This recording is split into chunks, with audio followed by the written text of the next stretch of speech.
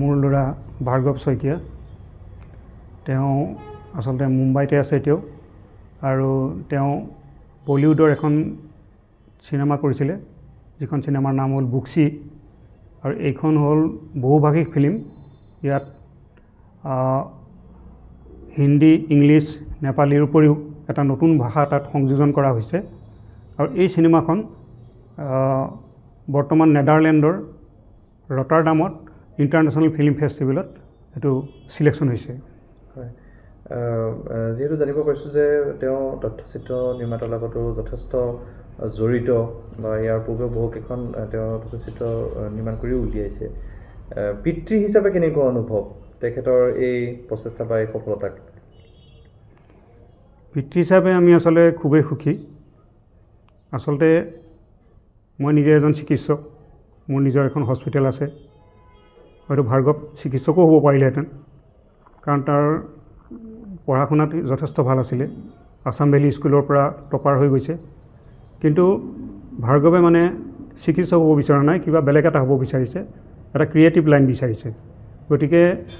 আমি প্ৰথম অৱস্থাত সন্মতি দিয়া নাছিলোঁ যদিও পিছত কিন্তু আমি দুই সন্মতি দিলোঁ যে সি যি বিচাৰিছে তাকেই হওক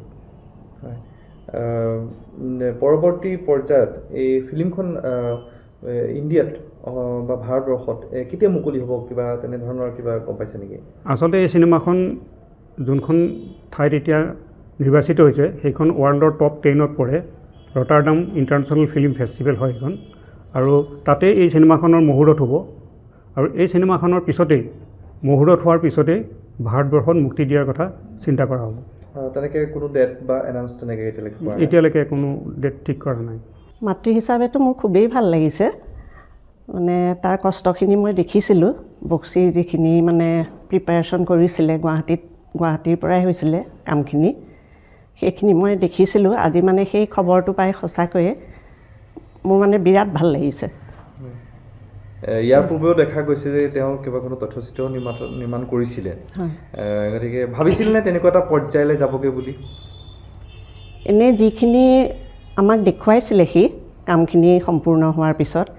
তেনেকুৱা এটা ভাৱ নহয় আহিছিলে মনলৈ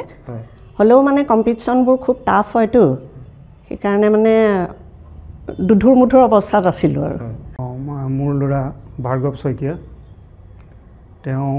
আচলতে মুম্বাইতে আছে এতিয়াও আৰু তেওঁ বলিউডৰ এখন সিনেমা কৰিছিলে যিখন সিনেমাৰ নাম হ'ল বুক্সি আৰু এইখন হ'ল বহুভাষিক ফিল্ম ইয়াত হিন্দী ইংলিছ নেপালীৰ উপৰিও এটা নতুন ভাষা তাত সংযোজন কৰা হৈছে আৰু এই চিনেমাখন বৰ্তমান নেদাৰলেণ্ডৰ ৰটাৰডামত ইণ্টাৰনেশ্যনেল ফিল্ম ফেষ্টিভেলত এইটো সিলেকশ্যন হৈছে যেহেতু জানিব পাৰিছোঁ যে তেওঁ তথ্যচিত্ৰ নিৰ্মাতাৰ লগতো যথেষ্ট জড়িত বা ইয়াৰ পূৰ্বে বহুকেইখন তেওঁ তথ্যচিত্ৰ নিৰ্মাণ কৰিও উলিয়াইছে পিতৃ হিচাপে কেনেকুৱা অনুভৱ তেখেতৰ এই প্ৰচেষ্টা বা এই সফলতাক পিতৃ হিচাপে আমি আচলতে খুবেই সুখী আচলতে মই নিজে এজন চিকিৎসক মোৰ নিজৰ এখন হস্পিটেল আছে হয়তো ভাৰ্গৱ চিকিৎসকো হ'ব পাৰিলেহেঁতেন কাৰণ তাৰ পঢ়া শুনাত যথেষ্ট ভাল আছিলে আছাম ভেলী স্কুলৰ পৰা টপাৰ হৈ গৈছে কিন্তু ভাৰ্গৱে মানে চিকিৎসক হ'ব বিচৰা নাই কিবা বেলেগ এটা হ'ব বিচাৰিছে এটা ক্ৰিয়েটিভ লাইন বিচাৰিছে গতিকে আমি প্ৰথম অৱস্থাত সন্মতি দিয়া নাছিলোঁ যদিও পিছত কিন্তু আমি দুই সন্মতি দিলোঁ যে সি যি বিচাৰিছে তাকেই হওক পৰৱৰ্তী পৰ্যায়ত এই ফিল্মখন ইণ্ডিয়াত বা ভাৰতবৰ্ষত কেতিয়া মুকলি হ'ব কিবা তেনেধৰণৰ কিবা গম পাইছে নেকি আচলতে এই চিনেমাখন যোনখন ঠাইত এতিয়া নিৰ্বাচিত হৈছে সেইখন ৱৰ্ল্ডৰ টপ 10ত পৰে ৰটাৰডাম ইণ্টাৰনেশ্যনেল ফিল্ম ফেষ্টিভেল হয় সেইখন আৰু তাতে এই চিনেমাখনৰ মুহূৰ্ত হ'ব আৰু এই চিনেমাখনৰ পিছতেই মুহূৰ্ত হোৱাৰ পিছতেই ভাৰতবৰ্ষত মুক্তি দিয়াৰ কথা চিন্তা কৰা হ'ব তেনেকৈ কোনো ডেট বা এনাউন্স তেনেকৈ এতিয়ালৈকে কোনো ডেট ঠিক কৰা নাই মাতৃ হিচাপেতো মোৰ খুবেই ভাল লাগিছে মানে তাৰ কষ্টখিনি মই দেখিছিলোঁ বক্সিৰ যিখিনি মানে প্ৰিপাৰেশ্যন কৰিছিলে গুৱাহাটীৰ পৰাই হৈছিলে কামখিনি সেইখিনি মই দেখিছিলোঁ আজি মানে সেই খবৰটো পাই সঁচাকৈয়ে মোৰ মানে বিৰাট ভাল লাগিছে ইয়াৰ পূৰ্বেও দেখা গৈছে যে তেওঁ কেইবাখনো তথ্যচিত্ৰ নিৰ্মাণ কৰিছিলে গতিকে ভাবিছিল নে তেনেকুৱা এটা পৰ্যায়লৈ যাবগৈ বুলি এনেই যিখিনি আমাক দেখুৱাইছিলে সি কামখিনি সম্পূৰ্ণ হোৱাৰ পিছত তেনেকুৱা এটা ভাৱ নহয় আহিছিলে মনলৈ